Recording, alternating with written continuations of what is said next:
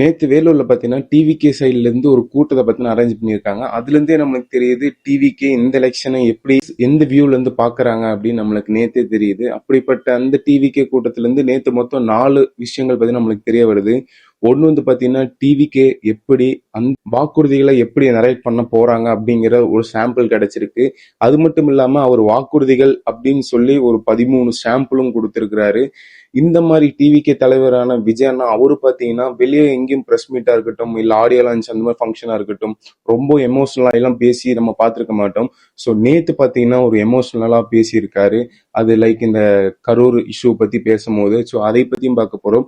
இதுல இன்னொரு முக்கியமான விஷயம் என்னன்னா என்டிகேவையும் டிஎம்டிகே தேமுதிக இவங்க 2 பேத்தையும் பாத்தீங்கன்னா சாடி தாக்கி பேசியிருக்கிறாரு. ஸோ டிவிக்கே பாத்தீங்கன்னா டிஎம்கேவை மட்டும்தான் தாக்கி பேசிட்டு இருக்கிறாங்க. இப்போ எலெக்ஷன் நெருங்க நெருங்க அரசியல் களம் எப்படி மாறுது அப்படின்னு நம்மளுக்கு நேத்து அந்த ஒரு கூட்டத்தை பார்த்தாலே நம்மளுக்கு தெரியும். ஸோ இந்த வீடியோல இந்த ஒரு 4 விஷயத்த பத்தி நம்ம பார்க்க போறோம். விஜயனா எமோஷனலான விஷயம், செகண்ட் விஷயமா அவங்க என்ன நரேட்டிவா செட் பண்ண போறாங்க அப்படின்னு பார்க்க போறோம்.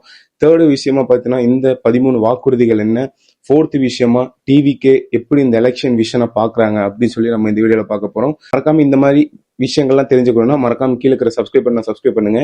ஏன்னா இந்த மாதிரி டாபிக்கை நீங்க வெளியே பார்க்கணும்னா 30 நிமிஷம் ஆகும். ஸோ நான் உங்களுக்கு 10 நிமிஷத்துல கொடுத்துருக்கேன். உங்க பொண்ணான வாழ்க்கையில 20 நிமிஷத்தை சேவ் பண்ணியிருக்கேன். அதனால எனக்கு ஒரு சப்ஸ்கிரைப் பண்ணிருங்க. எப்படி போட்டேன் பாத்தீங்களா? சரி, ஓகே, ரைட். ஃபர்ஸ்ட்ல இருந்து நம்ம ஸ்டார்ட் பண்ணுவோம். இது எங்க நடக்குதுன்னு பாத்தீங்கன்னா நேத்து வேலூர்ல நடக்குது. ஃபர்ஸ்ட் விஜயனா மேல ஏறி வந்த உடனே வணக்கம் எதுவுமே சொல்ல கிடையாது. கையை இப்படி முன்னாடி நீட்டி உறுதிமொழி மாதிரி என்ன சொல்றாங்கன்னா, உங்க வாக்கு நீங்க விற்க கூடாது அப்படிங்கிற ஒரு டோன்ல, எங்கள் வாக்கை நாங்கள் விற்க மாற்றோம், எங்களை யாரும் விலை கொடுத்து வாங்க முடியாது அப்படின்னு சொல்லி ஒரு டோன்ல சொல்றாங்க. ஏன் அவரு சொல்றாருன்னா, இப்போ எலெக்ஷன்னாலே உங்களுக்கு தெரியும் மத்த எல்லாம் பிளே பண்ற ரோலை விட மணி அதிகமா ரோல் பிளே பண்ணும். அதுவும் எஸ்பெஷலி தமிழ்நாடு எலெக்ஷன்ல பாத்தீங்கன்னா மணி பிளே பண்ணும். ஏன் அப்படின்னா ஒரு 20 இயர்ஸ் 25 இயர்ஸாவே இந்த ஒரு கலாச்சாரம் இருந்துகிட்டு தான் இருக்கு. அது என்னதான் நம்ம வெளிப்படையா பேச முடியலைனாலும் அது ஒத்துக்கிற உண்மைதான், அது ஒத்துக்கணும். ஏன்னா அப்ப இருந்தே இருக்கு. இந்த பால் பாக்கெட்ல போடுறதா இருக்கட்டும், பேப்பர்ல போடுறதா இருக்கட்டும், அப்புறம் சில பேர் பாத்தீங்கன்னா ஒரு அவங்க இது ஒரு சின்ன ஒரு குடிசை அமைச்சு அங்க போய் இது பண்றதா இருக்கட்டும். இந்த மாதிரி அப்ப இருந்து நடந்துட்டு இப்போ வீட்டுக்கு வீட்டுக்கு வந்து இது பண்றதா இருக்கட்டும், ஸ்டிக்கர் ஒட்டுறதா இருக்கட்டும். இப்பவும் 2026 முடியும்.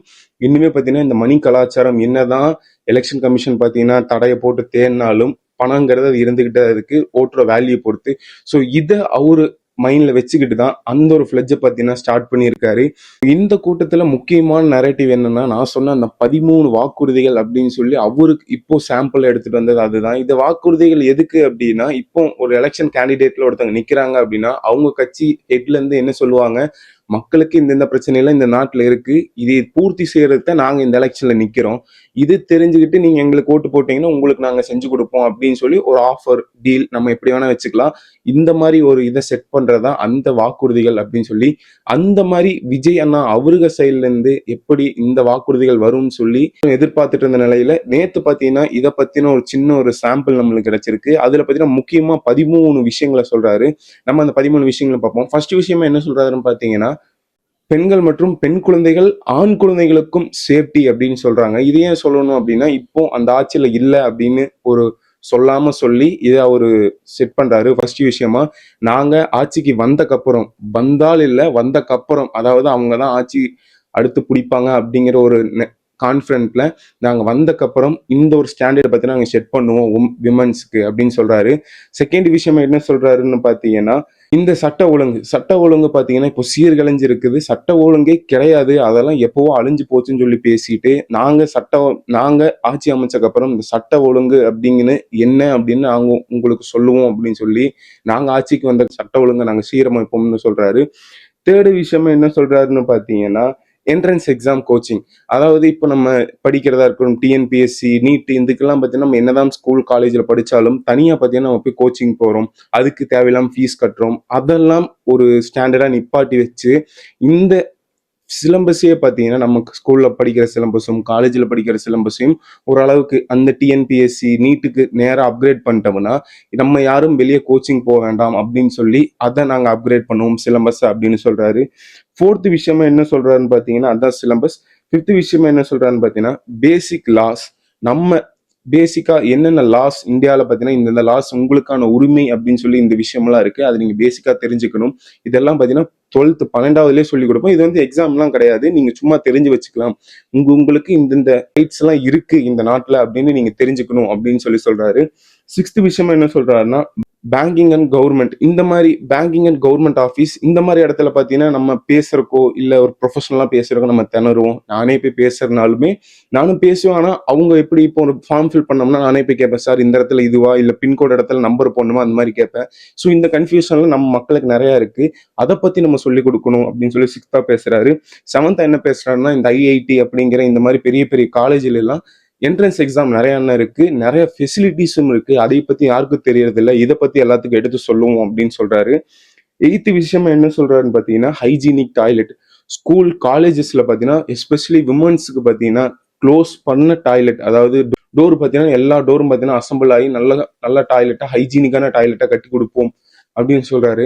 இந்த வாக்குறுதியெல்லாம் பார்க்கும் போதே தெரியும் இந்த வாக்குறுதியில நெரேட்டிவ் எப்படி செட் பண்றாங்கன்னா, ஒரு இந்த 2K அட்ராக்ட் பண்ற மாதிரி, இந்த ஜென்ரேஷனான யூத் எல்லாம் அட்ராக்ட் பண்ற மாதிரி தான் இந்த இருக்கிற எல்லா வாக்குறுதியும் இருக்கு. லைக் காலேஜ் சிலம்பஸ்னால எல்லாமே அவங்க இதுதானே. இதை மெயின் ஃபோக்கஸ் பண்ணி தான் இந்த மாதிரி ஒரு வாக்குறுதிகளை பத்தின அவர் சொல்றாரு. 9th என்ன சொல்றாருன்னு பாத்தீங்கன்னா இந்த ட்ரக்ஸ் ஃப்ரீ சொசைட்டி அந்த மாதிரி நான் உருவாக்குவோம் அப்படின்னு சொல்றாரு. அது பாசிபிளா அப்படின்னு தெரியல. ஏன்னா நிறைய கட்சிகள் இன்னுமே அதைத்தான் சொல்லிட்டு இருக்காங்க. ஆனாலும் அது நிறைவேற்றப்பட்டுருச்சா அப்படின்னு கேட்டா கொஸ்டின் மார்க் தான். ஓகே, ஆனா அவரு சொல்றாரு எங்களால முடியும் அப்படின்னு சொல்லி அவரு சொல்றாரு. 10th என்ன பண்றாங்கன்னு பாத்தீங்கன்னா, ஹாஸ்பிட்டாலிட்டி அண்ட் டிரான்ஸ்போர்ட். இந்த மலைவாழ் மக்களுக்கு எல்லாம் பாத்தீங்கன்னா ஹாஸ்பிட்டல்லாம் நிறைய கிடையாது. இப்பவே பாத்தீங்கன்னா நிறைய பேர் கேள்வி எழுப்புறாங்க, ஏன் எங்களுக்கு மினி பஸ்ஸும் கூட இல்லை அப்படின்னு சொல்லி கேள்வி எடுக்கிறாங்க. அதுக்கு ஸ்டாலின் சார் அவர்னாலே பதில் சொல்ல முடியல அப்படின்னு சொல்லி பேசிட்டு இது சொல்றாரு. முக்கியமான விஷயம் என்னதுன்னா இந்த டிரான்ஸ்போர்ட்டும் ஹாஸ்பிட்டாலிட்டியும் தான், அதை நாங்க கட்டி கொடுப்போம் அப்படின்னு சொல்றாரு. 11th என்ன சொல்றாருன்னு பாத்தீங்கன்னா, லாரி கேப்ஸ் ஆட்டோஸ் இவங்களுக்குலாம் பாத்தீங்கன்னா நலவாரியம் அமைக்கப்படும், இந்த குடும்ப நலத்துக்காக நலவாரியம் அமைக்கப்படும், அவங்களோட குறைகள்லாம் கேட்கப்படும் அப்படின்னு சொல்றாரு. 12th விஷயம் என்ன சொல்றாருன்னு பாத்தீங்கன்னா, ஜாப் ஆப்பர்ச்சுனிட்டிஸ் பாத்தீங்கன்னா நாங்க கிரியேட் பண்ணுவோம் அப்படின்னு சொல்றாரு. கடைசியா எல்லாம் கூட்டம்லாம் முடிச்சுட்டு கடைசியா இவர் என்ன சொல்றாருன்னா, ஆட்சிக்கு வந்துருவோம், வந்தக்கப்புறம் என்னன்னா எனக்கு எல்லாத்தையும் போய் சந்திக்கணும்னு தான் ஆசையா இருக்கு. ஆனா இப்ப இருக்கிற சூழ்நிலையில பாத்தீங்கன்னா வர முடியாது. அதனால நான் ஆட்சிக்கு அமைச்சக்கப்புறம் ஒவ்வொரு கிராமத்துக்கும் நான் வந்து அங்க இருக்கிற புறநிறைகளை கேட்பேன் அப்படின்னு சொல்லி இதை பேசி முடிக்கிறாரு. இதெல்லாம் பாத்தீங்கன்னா கடைசியா பேசி முடிக்கிறாரு. நான் சொன்ன மாதிரி ஃபிளெட்ஜ் ஆரம்பிச்சதுக்கு அப்புறம் என்ன சொல்றாருன்னா, ஒரு குட்டி ஸ்டோரி ஒன்று சொல்றாரு. அந்த ஸ்டோரி உங்களுக்கு தெரியும், நான் அதை பத்தி எக்ஸ்பிளைன் பண்ணா பெருசா போகும். ஸோ நான் ஷார்ட் அண்ட் ஸ்வீட்டா சொல்றேன். தமிழ்நாட்டுக்கு பாத்தீங்கன்னா ஒரு லீடர் ஒருத்தன் தேவை. அந்த லீடர் பாத்தீங்கன்னா இன்னி வரைக்கும் கரெக்டா கிடைக்கல. எனக்கு தெரிஞ்சு இந்த அரசியல் இந்த எலெக்ஷன்ல பாத்தீங்கன்னா அவன் கிடைச்சிருவான் அப்படின்னு சொல்லி, இந்த தமிழ்நாட்டுக்கு பாத்தீங்கன்னா நல்ல ஒரு லீடர்ஷிப் யாரும் கிடையாது அப்படின்னு அந்த ஒரு குட்டி ஸ்டோரி மூலியமா சொல்லிட்டு, அந்த லீடர்ஷிப்பை கொடுக்கற கட்சி தான் பாத்தீங்கன்னா டிவிகே அப்படின்னு சொல்லி அந்த ஒரு குட்டி ஸ்டோரியை முடிக்கிறாரு. ஸோ இதெல்லாம் பேசிட்டு அப்படியே இருக்கும் போதுதான் இந்த ஒரு எமோஷனலான சீன் பாத்தீங்கன்னா நடக்குது. பேசிட்டே இருக்கும்போது ஒரு 2-3 செகண்ட் பாத்தீங்கன்னா கொஞ்சம் நவுந்து போயிட்டு ஒரு மாதிரி கண்ணை கசக்கிட்டு வராரு. வந்ததுக்கப்புறம் என்ன எதனால கண்ணை கசக்கிறாருன்னு பாத்தீங்கன்னா, என்னையும் மக்களையும் நீங்க பிரிக்க பாக்குறீங்க, நாங்க ரத்தம் சதையுமா இருக்கோம், அதை எப்படி நீங்க பிரிப்பீங்க அப்படின்னு சொல்லிட்டு இந்த கரூர் இன்சிடென்ட்டுக்கு வராரு. வந்துட்டு நீங்க என்னைய நண்பன் சொல்றீங்க ஸ்டாலின் சார், ஆனாலும் ஒரு நண்பனுக்கு இப்படியா பண்ணுவீங்க, ஒரு இடம் கொடுக்க மாட்டேங்கிறீங்க, நாங்க எதை பேசணும்னு நினைச்சா இடம் கொடுக்க மாட்டேங்கிறீங்க, ஒரு ரெஸ்ட்ரிக்ஷன் போடுறீங்க, அந்த கரூர் இன்சிடென்ட்டுக்காக எதுக்கு மேல ஏன் பழிய தூக்கி போடுறீங்க அப்படி சொல்லிட்டு லைட்டா கண் கலங்குறாரு. இப்படியே கண் கலங்கிட்டு இருக்கும். அடுத்து என்ன பாயிண்ட் பேசுறாருன்னா, இங்க 2 பேரும் சீரியஸா சண்டை போட்டுட்டு இருக்க ஒரு நேரத்துல இது காமெடியா பாத்தீங்கன்னா ஒருத்தர் உள்ள வராங்கன்னு சொல்லி என்டிகேவை பாத்தீங்கன்னா மறைமுகமா சாடுறாரு. என்னதான் ஒரு என்டிகே சொன்னாலும் இப்போ எலெக்ஷன் காலம் பாத்தீங்கன்னா என்டிகேவை தவிர்த்துட்டு இருக்க முடியுமான்னு கேட்டீங்கன்னா அதுக்கு சான்ஸ் இல்லைன்னு தான் சொல்லணும். என்னதான் டிவிகே ஏடிஎம்கேக்கும் டிவிகேக்கும் போட்டி அப்படின்னு 2 பேர் சொன்னாலும், டிஎம்கே பாத்தீங்கன்னா எங்களுக்கும் டெல்லிக்கும் போட்டி அப்படின்னு சொன்னாலும், இல்ல இந்த பக்கம் பாத்தீங்கன்னா ஏடிஎம்கே பாத்தீங்கன்னா யாருக்கும் போட்டி இல்லை, நாங்களும் டெல்லியும் பாத்தீங்கன்னா ஒரு கனெக்ஷன் உருவாக்குறோம்னு சொன்னாலுமே, இப்ப இருக்கிற தமிழ்நாடு எலெக்ஷன் களம் எப்படி இருக்குன்னா ஒரு 4 பேர் தான். நம்ம ஏன் இப்படி சொல்றோம்னா, நீங்க மெஜாரிட்டியா யார்ட்ட போய் கேட்டாலும் இவங்க 4 பேர் தான் சொல்லுவாங்க. ஒன்னா டிவிகே சொல்லுவாங்க, டிஎம்கே ஏடிஎம்கே இல்ல என்டிகே, இந்த மாதிரி ஒரு 4 பேர்த்த தான் சொல்லுவாங்க. ஸோ யாருமே நம்ம குறைச்சி எடை போட முடியாது. சரி, ஓகே, அந்த டாபிக் நம்ம வந்தோம்னா இந்த மாதிரி பேசிட்டே இருக்கும்போது என்ன சொல்றாருன்னா, இந்த அரசியல் களம் பாத்தீங்கன்னா 5 வருஷத்துக்கு முன்னாடி 5 வருஷத்துக்கு ஒருக்கா வர்ற அரசியல் கிடையாது இந்த எலெக்ஷனு, 50 வருஷம் கழிச்சு ஒரு அதிசயம் எலெக்ஷன் அப்படின்னு சொல்லி பேசுறாரு. பேசிட்டு இருக்கும் போதே பாத்தீங்கன்னா தேமுதிகவையும் பாத்தீங்கன்னா கொஞ்சம் சாடுறாரு. டிஎம்கே அண்ணா அறிவாலய பக்கத்துல யாரு நிழலுக்கும் நின்னாலும் அவங்க பாத்தீங்கன்னா கூட்டணி வச்சிடறாங்க. அது இல்லாம அவங்க கொள்ளையடிச்ச காசுல பாத்தீங்கன்னா இவங்களுக்கு பாதி கொடுத்திருக்காங்க. அதாவது டிஎம்கே பாத்தீங்கன்னா தேமுதிக பாத்தீங்கன்னா மணி டிரான்ஸ்ஃபர் பண்ணிருக்காங்க அப்படிங்கிற மாதிரி ஒரு இதுல நரேட்டிவ்ல பேசுறாரு. கடைசி ஒரு இஷ்யூக்கு என்னன்னா, ஃபர்ஸ்ட் நம்ம கரண்டா என்ன இஷ்யூன்னு பார்க்கும்போது கரண்டே இஷ்யூ தான் அப்படின்னு சொல்லி பேசும்போது அவர் என்ன பேசுறாங்கன்னா, நீங்க மாசம் மாசம் கரண்ட் பில் அனுப்புவீங்க சொல்றீங்க, ஆனா 2 மாசத்துக்கு ஒருக்கா தான் கரண்ட் பில் அனுப்புறீங்க. ஸோ அதனால 100 யூனிட் அப்படிங்கிறது ஒவ்வொரு வீட்டுக்கும் ஃப்ரீ. இப்போ 2 மாசம் அனுப்புறதுனால அது 200 யூனிட்டா மாறுது.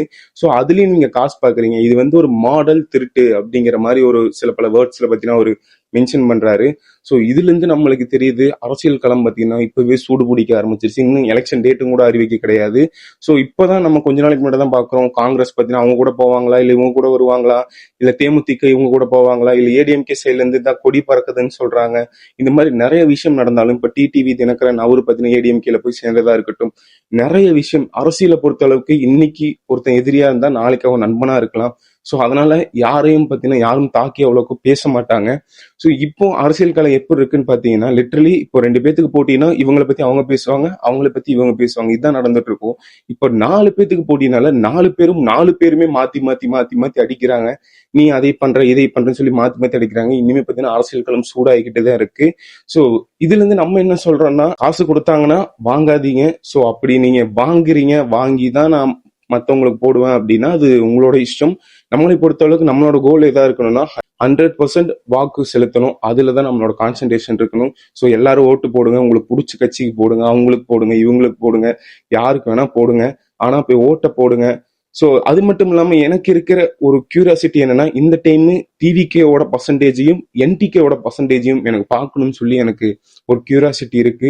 ஏன்னா என்டிகே பார்த்தீங்கன்னா ஒரு 15 வருஷத்துக்கு இவங்களுக்கு முன்னாடி ஆரம்பிச்ச கட்சி. ஸோ அவங்களோட growth பார்த்தீங்கன்னா எங்கேயோ போயிட்டு இருக்கு. 1ல இருந்து 2ல இருந்து 6 4ல இருந்து 8 இப்போ பார்த்தீங்கன்னா அங்கீகரிக்கப்பட்ட கட்சியாவே மாறிட்டாங்க.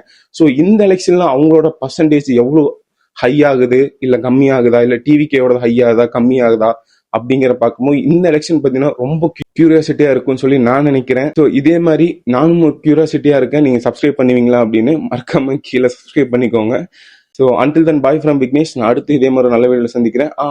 அதுக்கு முன்னாடி என்டிகேவும் பார்த்தீங்கன்னா ஒரு மாநாடு போட்டிருக்காங்க. அதை பத்தி நான் நாளைக்கு ஏன்டா டிவிகே சைடு பத்தி தான் பேசுவியா அப்படின்லாம் கேட்காதீங்க. நான் உங்களுக்கு நாளைக்கு அந்த என்டிகே மாநாடு நான் பார்க்கல. நான் இப்போ பார்த்து என்ன ஏதுன்னு உங்களுக்கு நான் நாளைக்கு கொண்டு வந்து சேர்க்கிறேன். So until than bye from Vignesh. அடுத்த ஒரு நல்ல வீடியோல வந்து சந்திக்கிறேன். பாய்.